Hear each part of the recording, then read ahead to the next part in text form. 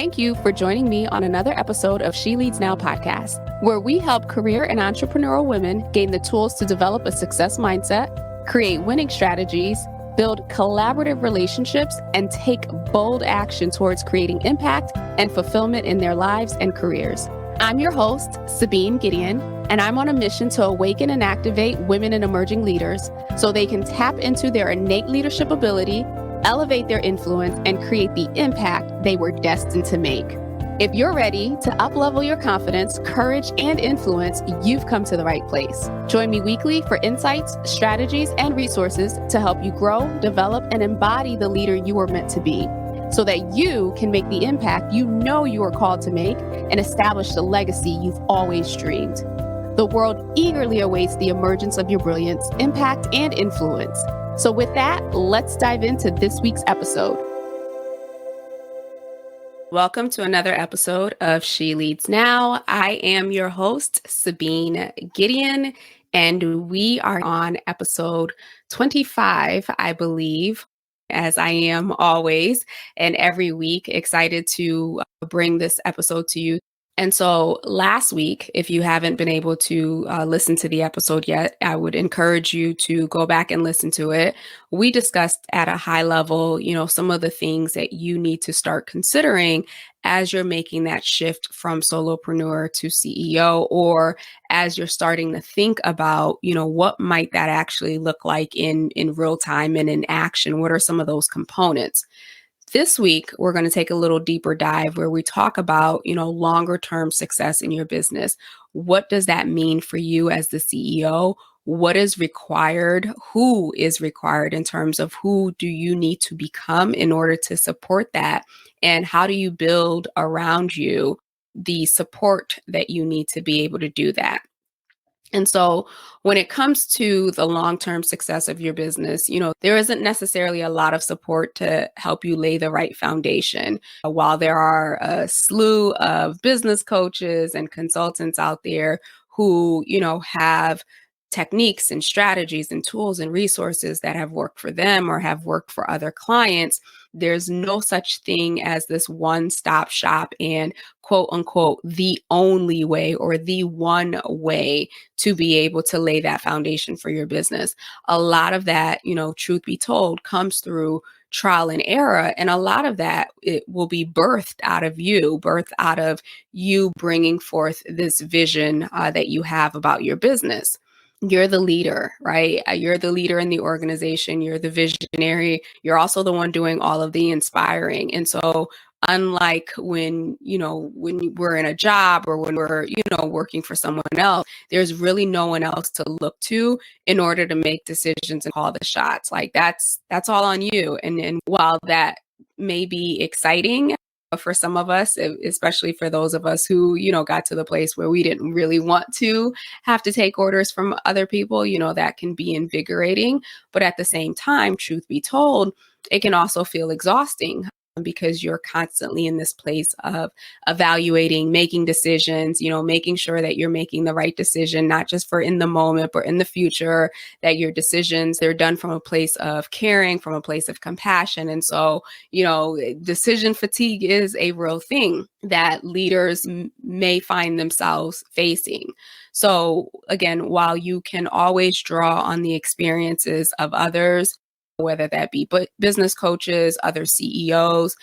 At the end of the day, when it comes to your business, it's going to come down to you, how you want to run your business, your employees, the people that you bring on. Basically, it's all in your hands, right? No pressure at all. I know out of experience that can be intimidating. And as a woman, as type A, as whatever you want to label here, at the end of the day, we don't want to mess it up. We don't want to mess it up because one, we take pride in the work that we put out there into the world and the services that we're able to provide to people. And we take pride in our ability to support others in building their dreams or in, building their businesses or whatever capacity we're supporting other individuals in. So it is a big deal. And it is something that, we ought to allocate the appropriate amount of time to really think through. Obviously, once you've stabilized as an organization, I do believe that thinking through longer term is something that as a leader and as a business owner should be at the forefront of your mind always, regardless of, what the economy is doing, regardless of what your business capacity and your business load is, making that time and creating that space to be a visionary, to, hold the line, if you will, in terms of where you're moving is critical and super important. So, with that, as the leader and as the CEO of your business, as you're looking to create long term sustainable success, it's important, like I said before, that you just not focus on the day to day success of your team or of the organization, but really the longevity of your business. What does that look like? Who are you? Who is your team? What is your positioning in the market? Last week I talked about, what is the legacy that you want to leave? To give you an example of what this looks like in real life, as I mentioned to you in last week's episode, I found myself at a place last year, towards the end of last year, where I was completely in the weeds and didn't even have the capacity because I was so burnt out and overwhelmed in the day to day that I was focused on, that I didn't have the capacity to look long term. And I talked to you about how, dangerous and how vulnerable, or how much of a vulnerable place that I allowed myself to be in, and of course, the business and those who support me in the business. And so, outside of really taking a step back to one, deal or understand what decisions and what behaviors led to that, and of course, putting systems in place and teams and all that other stuff. One of the other major things that I had to figure out is really who I wanted to be. As I've developed, certainly the business has transformed, and the vision has even expanded, greater than what I thought was a great thing when I was first leaving corporate America several years ago. But part of this whole process and this whole transition of solopreneur to CEO, not only required me to look internally, as in myself, first and foremost, of course, look internally at the organization and the businesses and the processes, but it also challenged me to really decide, who did I want to be in the marketplace. And so what that meant was, prior to Q4 of last year, when I would introduce myself, or even the way that I thought about myself in the business, I saw myself as the coach, right? So my title, if you will, was always, CEO and founder on LinkedIn. But in reality, if I went to an event, or if I was, virtually networking, I would introduce myself as an executive coach. And something shifted during that entire process of me reevaluating where I was, what was working, what was not working. I realized that part of my shift in terms of growing the business, and part of my shift in terms of really building out this organization that, I could see only in my head, was me shifting not just in title to CEO, but in identity to CEO. And so that required me to stop referring to myself as a coach. And if you've been around, or if you've noticed, I've shifted my introduction to everything that I do, especially online, to, CEO and founder of Gideon Enterprises. That may seem like one small step, but in actuality, I had to first align with who, I was becoming, if you will. And yes, it is just a title, right? It can be seen as just a title, but it was also an identity shift that allowed me to then step into that from a title perspective. As I've shared with you many times over, leadership is not about a title. Leadership is not a role. Leadership is essentially and to the core of who we are as human beings. But I do think that there are varying levels of leadership. And as we grow, as we develop, and as we put in the work to actually grow and develop, we find ourselves taking on those different levels, or those different identities that require leadership. So First and foremost was me deciding how I wanted to show up in the business, and then me deciding how I wanted to identify myself as the leader within the business. And one of the other things that came forth for me that was actually powerful was the decision around what it is that I wanted to do and wanted to focus on in the business versus what I no longer wanted to. The parts, the things that I did and the things that I identified with that were no longer serving me and were no longer going to serve the growth of the business. And in fact, funny enough, I had a conversation with someone recently and they asked me a question that really pinpointed the very thing that I had asked myself, maybe not so eloquently, back in Q4 of last year. And the question that she asked was, really, what is it that I want to hand off, right? So if I am stepping into this place of or this role of CEO in my business, what parts of my role or what parts of my activity, my day-to-day activity, did I want to hand off? And so that's when it clicked for me because this was part of my process of last year. And it's something that I had recognized before, but I think, sometimes we get into these situations where we got to learn the same lesson few times before it finally clicks. But I recall I was supporting a client at one point, and the work that I was doing, was strategic at a very high level, but it was also very executional and, down to the administrative stuff. And I remember saying to myself or coming to the realization that I'm great at strategy. I'm great at big picture thinking and looking long term and, determining all of the components to get to whatever that thing is, that vision is. I'm also good at execution, right? Where I could take big tasks, break them down into manageable chunks and timelines and timeframes to get stuff done. What I'm not good at, however, operating in the space of strategy as well as the place of execution at the same time.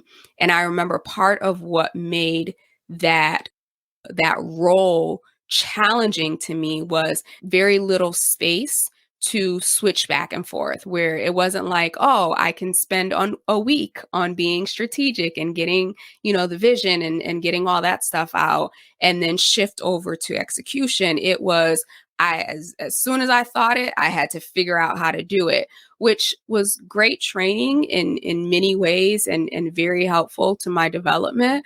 But long term, that's not me operating in my zone of genius. And that it stopped serving me and it stopped serving the client.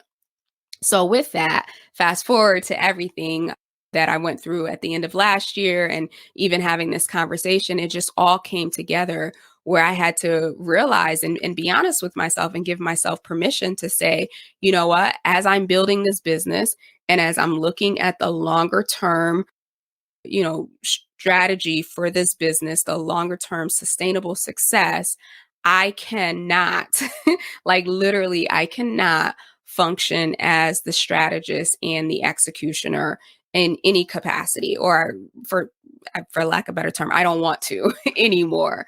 So as I've not only just transitioned into the role of CEO and the identity of CEO, I've also transitioned my responsibility and where I'm going to hold the line and how I support individuals best, which has also created space for me to determine, okay, if I am going to be the strategist or if that is my primary focus and my primary approach, what are the gaps in the organization and who do I have in my network or who can I develop to be able to fill those gaps outside of, administrative tasks or back office operational tasks, which I feel like I've done a good job filling those. That has been, super helpful. But now that I'm transitioning to this more narrow focus in my organization, how do I now build up the team of specialists who can support me in actually getting the work done for clients moving forward?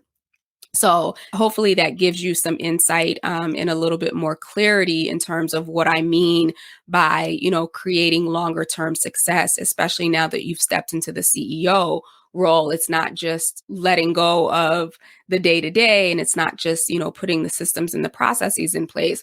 It's also identifying, okay, where is your wheelhouse and where is your wheelhouse going to be, and how do you staff up and position your organization to have other specialists to support you in that capacity. So with that, I just want to share also, 5 key steps that you need to set your business up for success for long term. So I gave you high level overview of my process and what it is that I went through. And so we'll talk about these 5 really quickly.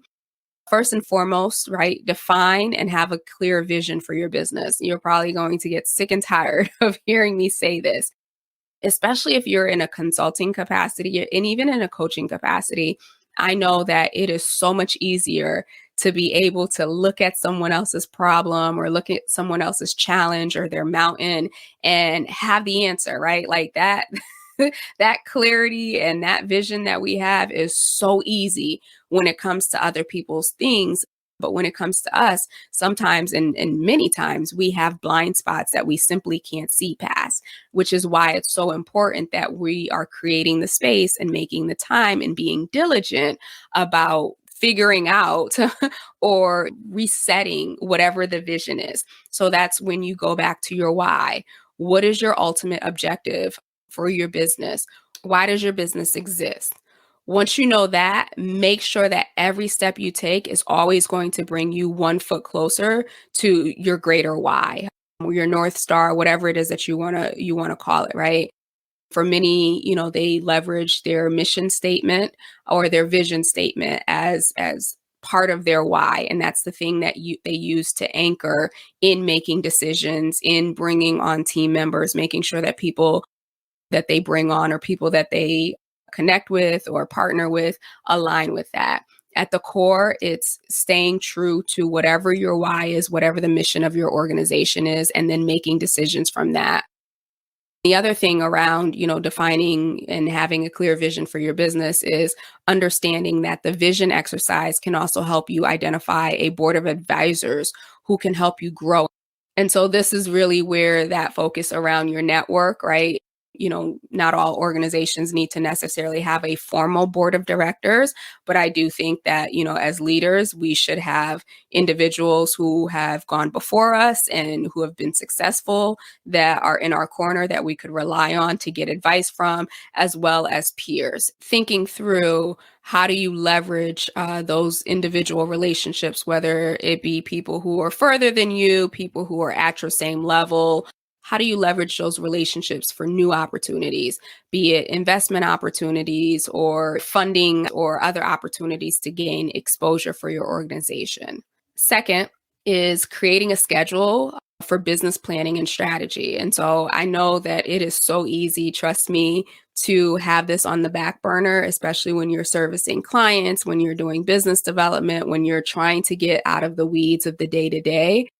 But every business coach that I have had who is and has been successful for quite some time will tell you that they create time and space in their business to think, to plan, to strategize. And so that is them taking, whether it's, a week off a quarter, a week off a month, whatever that schedule is, but they take time away where they are, not surrounded by distractions, not answering emails, not trying to figure out what needs to get done on social media, but they take that time to set their quarterly and their annual goals, and then they'll allocate specific times to go over the KPIs for their organization, so key performance indicators. So what did they set out to do at the beginning of the quarter, at the beginning of the month, and what were the results, and then identifying where they didn't hit the mark, what needs to be done for them to hit the mark, and then where they did hit the mark,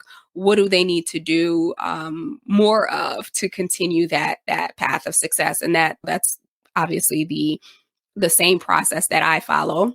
And that's a perfect place or a perfect time to assess areas where, perhaps you're not meeting the mark, that you're able to assess, okay, is it a issue? Is it a staffing issue? At the end of the day, it's so critical and important to not just kind of like ride on whatever is happening, but to create that space to do that analysis. And where things are going well, figure out, how do I add more gasoline to this?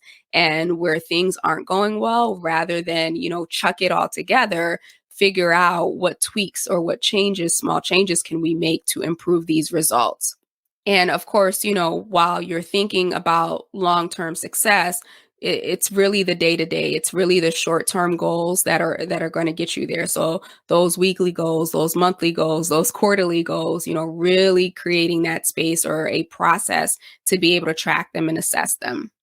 Number 3, and probably hardest lesson to learn, is really learning to say no, and saying no in a variety of different ways. For many of us, myself included, as I mentioned, this has been a hard lesson to learn, especially when you're coming from a solopreneur mindset, or if you were an employee before starting your business, especially if you were an employee, right? Like, we're trying to fill the day.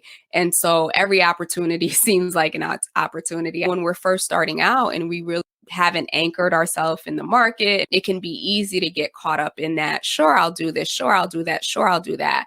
But really thinking through, what is the ROI on this activity? What is the ROI on my time spent? At the end of the day, as the CEO in the organization and as the key leader, your time and your energy are the most valuable resource, always, and especially as a leader with a long-term vision. And so you need to protect, your energy, you need to protect your time, you need to protect your emotions at whatever cost necessary. So the invitation here is to really evaluate every opportunity that comes your way by asking if it will truly help you achieve your business vision, generate income, or add to your why. And if the answer is no to any one of these, this is where you learn how to set boundaries. This is how you learn how to, turn those opportunities down graciously, of course, making sure that you create that space and that opportunity to reconnect later. I can do an episode down the road around setting boundaries and saying no, not having to explain, from an empowering place that still allows you to maintain healthy and positive relationships within your network. Number 4 is really understanding when to hire. So one key component to scaling your business is knowing when you need to hire, who you need to hire, and deciding how you're going to hire them. And this could look like, deciding how to identify the right people for the right roles, building out a job description that accurately depicts what that person needs to do, knowing how to retain great talent, right? So once you get them in the door, even if they are 1099s or consultants, they have options. So why you? Why your organization? Deciding between hybrid, in office, remote work. I know a lot of organizations, big and small, are really challenged on what's the best mix for their organization. So that's something that you need to think through, especially now in the new normal that we live in, where the expectation is no longer everyone goes into the office, but you want to create that flexibility, and you want to keep yourself in a space where you are open to the top talent. And again, we can do an episode on hiring your first hire, or determining how to build out your team in a later podcast. And then within that is really developing your company culture, because once it stops being you and once you start actually having employees, right, you as the leader are the one who is actually determining or building the foundation of what that culture is going to look like. And every person that you bring into the organization adds a piece to that. So think of it like a puzzle, your culture, the culture of your organization being a puzzle, and every individual is adding a piece to that. So you have to really decide early on, what do you want? What do you want the culture of the organization to be? A few weeks back, I had Gretchen Salyer on, And, she talked about how her organization, the culture is going to match the mission, where it's about empowering parents or those who are responsible for childcare to do the best work, like the biggest work. And so that the work that they do is meant to be reflected in the culture of the organization. It was a great vision, especially having only, I think she said, about 5 team members to start thinking about this is what the culture is going to be, the culture of the organization to reflect the mission of the organization. And then as the organization grows with new people, maintain that. And then the fifth and the final step around, setting your business up for long-term success is really around capital. We all know that the lifeline of business is, your cash flow. It's funding, it's capital, it's all of those pieces. And while I applaud those who are able to go down the path of bootstrapping and, just figuring it out, I do think that there's an opportunity for us to tap into resources that unfortunately haven't always been as readily available to us, but are becoming more and more. And so, of course, I would say proceed with caution on this, especially if you're going to partner with investors. Definitely do your due diligence here. But I do think that there are resources that are available to us specifically in this day and age as women, as minorities, as business owners, to be able to tap into and access the resources that we need to keep our businesses alive and sustainable and to be able to support other families through employment. So just to recap real quick on the 5 key steps you need to set your business up for success and long-term growth, define and have a clear vision for your business, anchor yourself in that why, keep it at the forefront of your mind and ensure that you are making decisions that align with that particular why or North Star. Create a schedule for business planning and strategy. Create time and space in your schedule, whatever that looks like, whatever the frequency, to just think, to plan, to assess, to realign, to do what it is that you need to do and make the tweaks that you need to make to continue to grow. Learn to say no. Our time is valuable. Our resources are valuable. We are valuable. And so really ensuring that you're evaluating, every opportunity, not just against the why or your North Star, but evaluating it against the ROI on your time for both you and your team.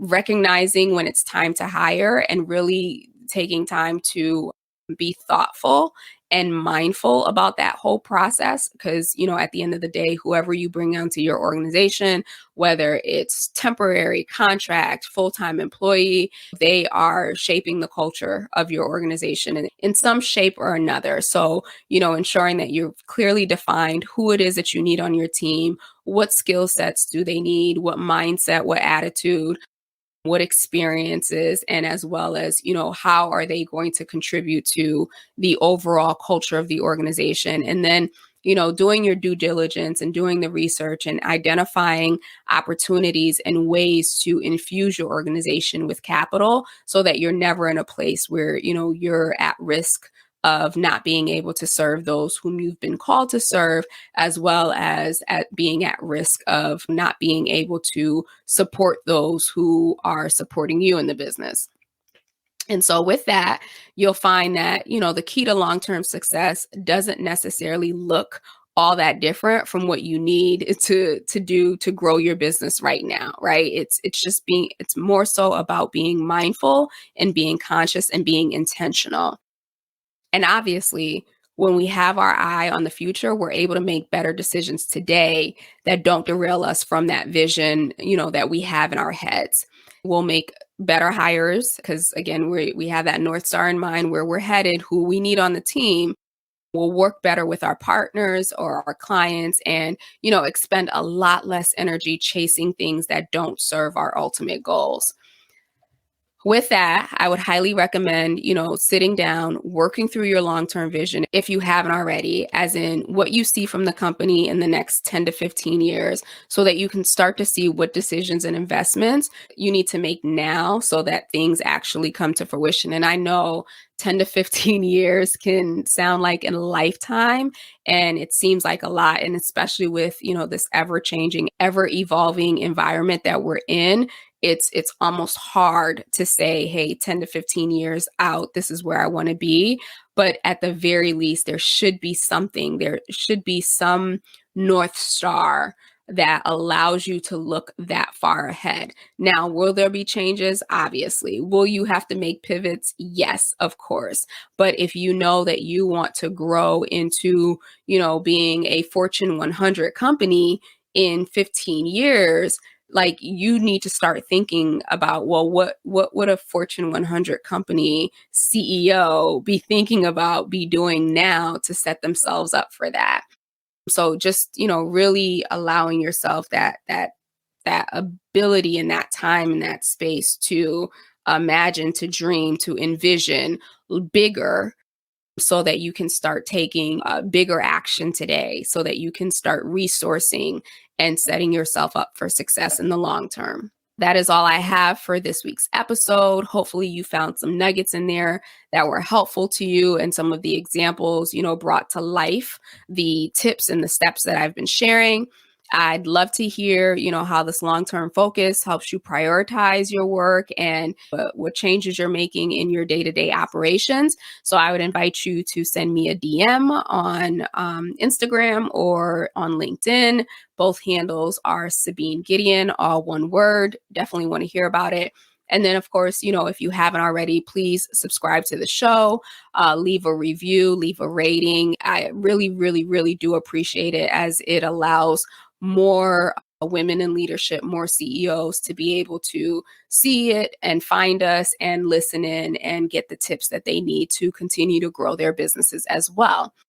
So with that, I will be back next week with another episode. Until then, have a fabulous week, and I will talk with you soon. Take care. Thank you for tuning in to another episode of She Leads Now. Be sure to join us next week for another transformative discussion to help you grow, develop, and embody the courageous leader you've always been. Be sure to subscribe to the show to get alerts when new episodes drop, and join us for our next Leaders Lounge meetup on Zoom. Details and dates for future sessions are included in the show notes below, so take a look there, or head over to SabineGideon.com/lounge to register and hold your spot for the next session.